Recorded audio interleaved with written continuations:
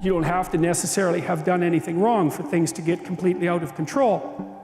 It's a terrifying doctrine, but it's not a hopeless doctrine because it still says that there's a way forward, there's a pathway forward, and the pathway forward is to adopt a mode of being that has some nobility so that you can tolerate yourself and perhaps even have some respect for yourself as someone who's capable of standing up in the face of that terrible vulnerability and suffering. Well, certainly by the avoidance of deceit, particularly in language, but also by the adoption of responsibility for the conditions of existence and some attempt on your part to actually rectify them. You know, if you take people and you expose them voluntarily to things that they are avoiding and are afraid of, you know, that they know they need to overcome in order to meet their goals, their self-defined goals. If you can teach people to stand up in the face of the things they're afraid of, they get stronger. Success is not rocket science.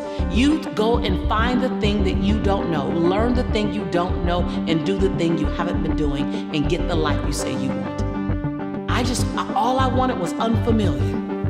But you have to understand that most people don't invite in unfamiliar because people are more committed. People are more committed to a familiar discomfort than they are to an unfamiliar new possibility. The key words are familiar and unfamiliar. See, we want to have a new experience while having some of the same behaviors because they're familiar to us. They're familiar. Some of them not even comfortable. People in relationships are not even comfortable. It's just familiar. People are still at jobs that aren't even comfortable. They're just familiar. So that's the craziest, that we are more committed to a familiar discomfort than we are to an unfamiliar new possibility because of the familiarity, not even the comfort. To give people a vision of themselves beyond their mental conditioning and their circumstances, to let them know that they have greatness within them. But hon, greatness, it's not our destiny. It's a choice that you have to make every day. You have to put yourself in a state of perpetual discomfort in order to manifest your greatness. You've got to reach outside of your comfort zone. So every day I look forward to the opportunity to inspire people to reach higher, to understand and know that what they've done is only a tip of the iceberg of what's possible for them. Well, I think a fair bit of that's probably to be found in, you can find it in shame, you can find it in guilt, you can find it in conscience, you can find it in anger, you can find it in interest and engagement and beauty. There's lots of pathways.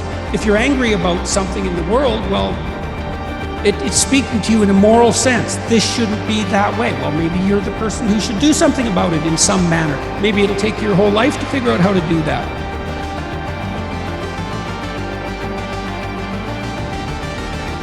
Negative emotions can be a pathway to transformation.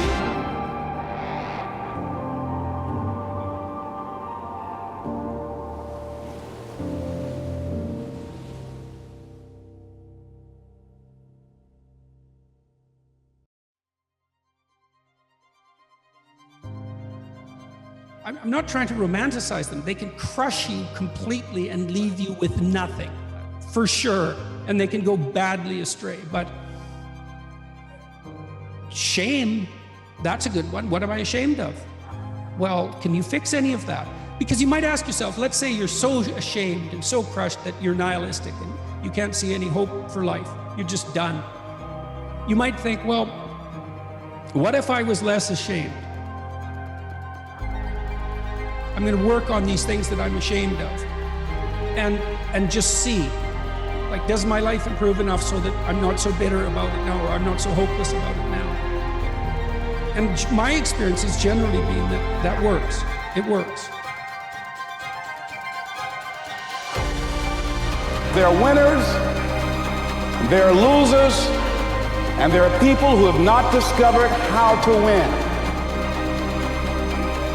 All they need is some help and assistance, just a little support. All they need is some insight or a different strategy, a plan of action to make some adjustments that will open up the key to a whole new future for them, that will give them access to the unlimited power that they have within themselves.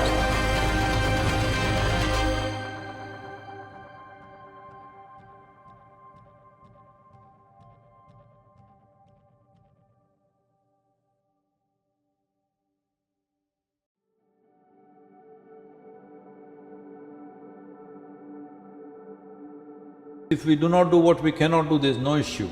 If we do not do what we can do, we are a disaster.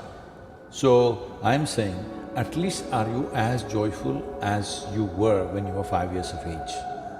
At 35, 40, if you are not as joyful and as exuberant as a 5-year-old boy or girl that you were, obviously you're a disaster because you're not even square one. That was square one of your life when nothing was in your control, all right? You're not even in square one, you sunk deeper.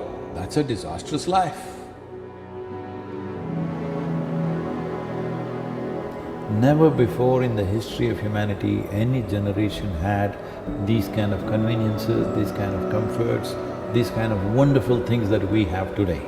Never before human survival was better organized than it is today. If we don't do it now, when? Many great beings have come on this planet, but when they spoke, hardly 10 people could hear. Today we can sit here and talk to the entire world. When we have this, if we do not transform the world into a more loving, joyful, exuberant humanity, it simply means we don't care. I don't want to go as that.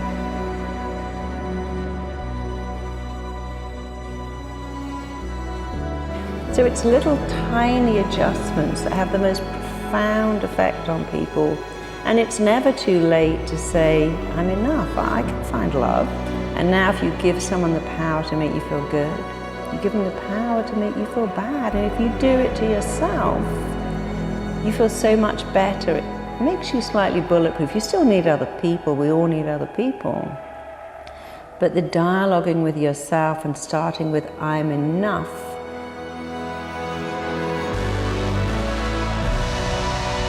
Are you willing to be inconvenienced for your conviction?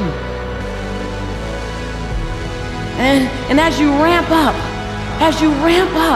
you're going to have questions, you're gonna be afraid. I do more things afraid now than I do fearless.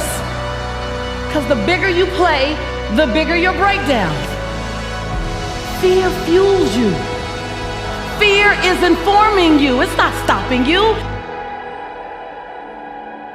I'm not enough, I need more. And if you feel enough, you start to feel equal. See, most of us feel unequal. Really what I'm enough is doing is reactivating, remanifesting and regenerating what you were born with, an ability to say, I'm enough.